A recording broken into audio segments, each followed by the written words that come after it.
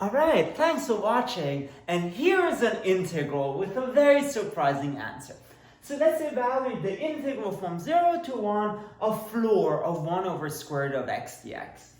And the trick is to split up the domain of integration in a very clever way.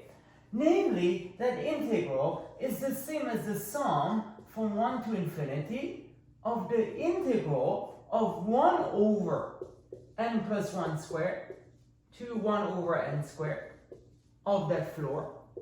So floor of 1 over square root of x dx.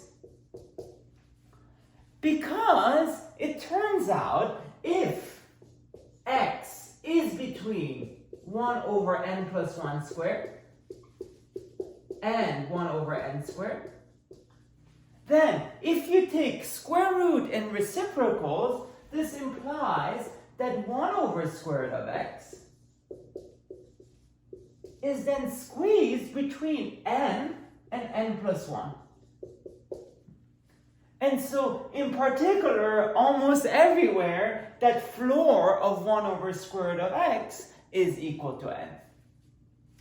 Which tells you that then that integral becomes the sum from 1 to infinity of the integral from 1 over n plus 1 squared to 1 over n squared of n dx. Which is much easier because now things don't depend on x and you can pull the n out and you find that that integral is the sum from 1 to infinity of n times 1 over n squared minus 1 over n plus 1 squared. Which then you can distribute. So this is the sum from 1 to infinity of 1 over n minus n over n plus 1 squared. And the trick is, so this almost looks like 1 over n plus 1, but all we have to do is just add and subtract a 1 from this. So this is n plus 1 minus 1. And then let's see what we get once we expand this out. All right, this is how far we got so far. And then this becomes the sum from 1 to infinity of 1 over n. And then minus 1 over n plus 1.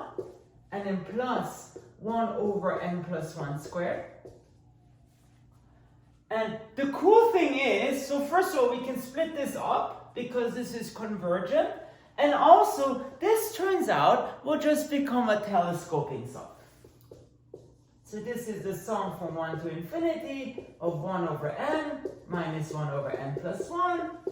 And then plus the sum from 1 to infinity of 1 over n plus 1 squared. So let's evaluate this. So this is 1 minus 1 half plus 1 half minus 1 third plus 1 third minus 1 quarter. And then this is just 1 over 2 squared plus 1 over 3 squared plus dot dot dot. Now, all the cross terms cancel out. And this just becomes 1 plus that sum of reciprocal squares. But the cool thing is, we can combine everything in an elegant way because 1 is 1 over 1 squared. So literally, this whole integral becomes the sum of reciprocal squared. And there's a very beautiful result, which is on one of my videos, that says that the sum is just pi squared over 6. Whoa! I mean, who would have thought that from that weird integral with square roots, you suddenly get pi squared over 6? But that's the beauty of math for you.